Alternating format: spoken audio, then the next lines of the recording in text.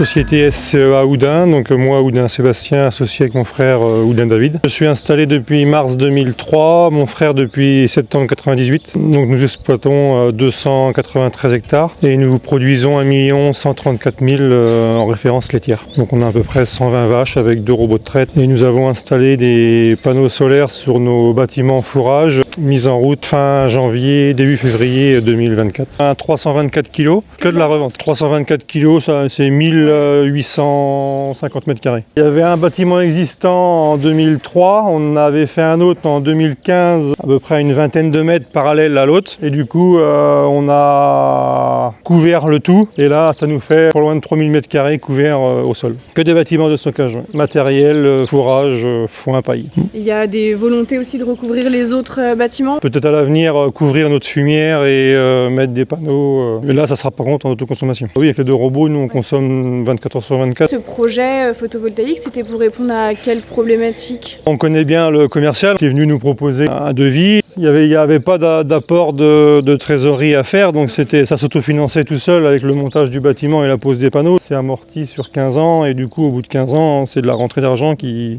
fera notre future retraite plus tard. Tout se finance tout seul, donc il n'y a pas d'argent à sortir, donc c'est ça qui est intéressant. Et donc, tout s'est bien passé sur le long du projet? Ah oui, il n'y a pas eu de retard. Quand ils sont venus mettre la ligne pour se rebrancher justement sur la ligne, ça a été compliqué, mais ça s'est bien fait. Niveau suivi, dossier, ça suit. C'est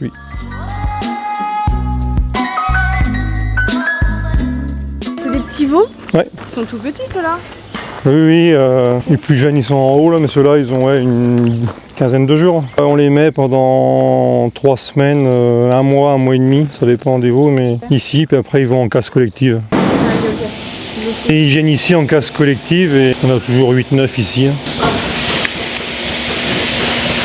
Donc là c'est les robots de traite. Donc le premier, celui-ci, on a mis en route en février 2020 et l'autre en juin 2021. Elles sont autonomes, elles viennent quand elles veulent. Des fois elles sont refusées, mais elles sont acceptées. Au bout de 6 heures de délai, c'est identifié et tout est enregistré sur l'ordinateur. Tout est automatique. Il y a de l'aliment qui vient à chaque fois qu'elles passent. Si elles ont le droit de se faire traire, elles ont de l'aliment. Si elles n'ont pas le droit, forcément elles n'en ont pas.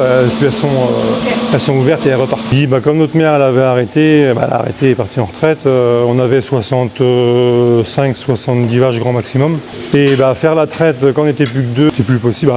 Ça le faisait, mais on mettait trop de temps à faire la traite, donc du coup on a eu le projet d'installation de robots et puis niveau organisation tout.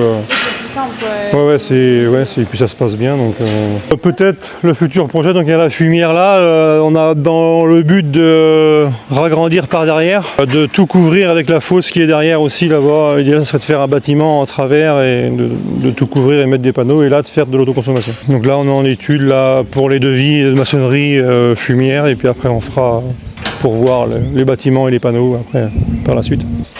Donc le stockage ici de l'ensilage d'herbe et l'ensilage de maïs.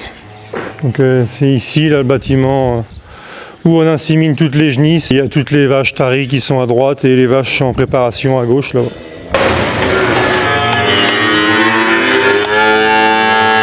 Ici, dès qu'on vient, à chaque fois, elles ont toujours faim. Donc là, elles arrivent, après quand elles arrivent des robots, elles viennent là et puis là elles sont sevrées et puis après c'est ration sèche, granulée et foin.